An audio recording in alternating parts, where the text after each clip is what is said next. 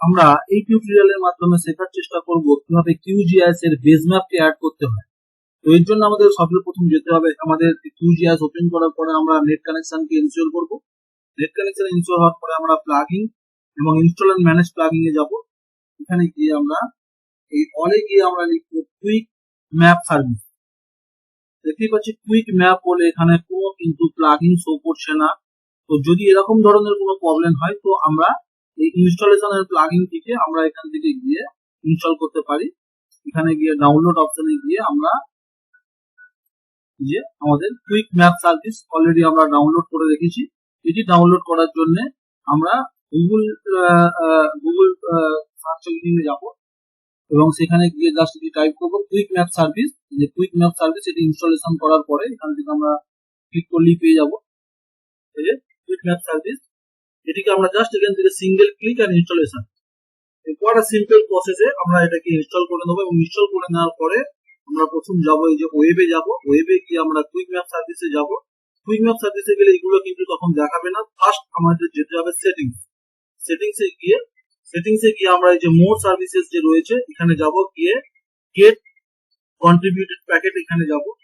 তো time taken process, কিছুক্ষণ time নেয়। এটি কমপ্লিট হয়ে যাওয়ার পরে যে মেসেজ আসবে এটা কনফার্মেশন মেসেজ, আমরা ওকে করবো এখান থেকে। এরপরে ভিজিবিলিটিতে যাব। আমরা যে ম্যাপগুলো প্যানেলে দেখতে চাইছি এগুলো সব কটাকে এখান থেকে বাই ডিফল্ট ভিজিবল করা থাকে। যদি ইন কেস করা না থাকে তো আমরা এগুলোকে সব এরকম ভাবে চেক করবো এখানে এক করে পুরো এখান থেকে সেভ করবো। এটি সেভ হয়ে যাওয়ার পরে তারপরে আরেকবার আমরা ওয়েবে যাব।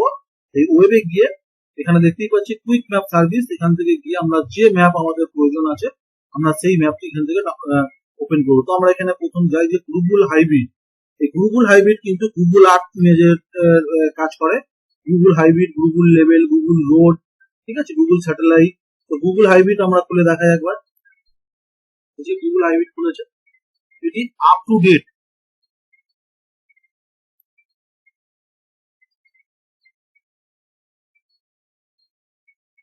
উইথ লেভেলে পাওয়া যায় এই গুগল হাইব্রিডটা উইথ লেভেল, অর্থাৎ গুগল আর্থে যেভাবে আমরা কোনো জায়গার ম্যাপ পেয়ে থাকি সেম একই ভাবে এখানে পাওয়া যেতে পারে। এছাড়াও যদি আমরা গুগল হাইব্রিড ছাড়া যদি অন্য কোনো ম্যাপ নিতে চাই এখান থেকে রিমুভ করবো। আবারও আমরা এখান থেকে ওয়েবে যাব এবং ওয়েবে গিয়ে এখান থেকে যে ম্যাপ আমরা চাইবো সেখান থেকে আমরা করতে পারি। যেমন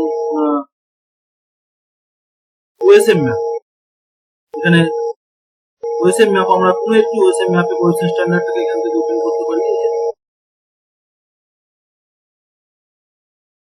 এভাবে আমরা যে কোনো ম্যাপকে আমাদের প্রয়োজন মতো ম্যাপকে এখান থেকে আমরা বেস ম্যাপ হিসাবে আনতে পারি।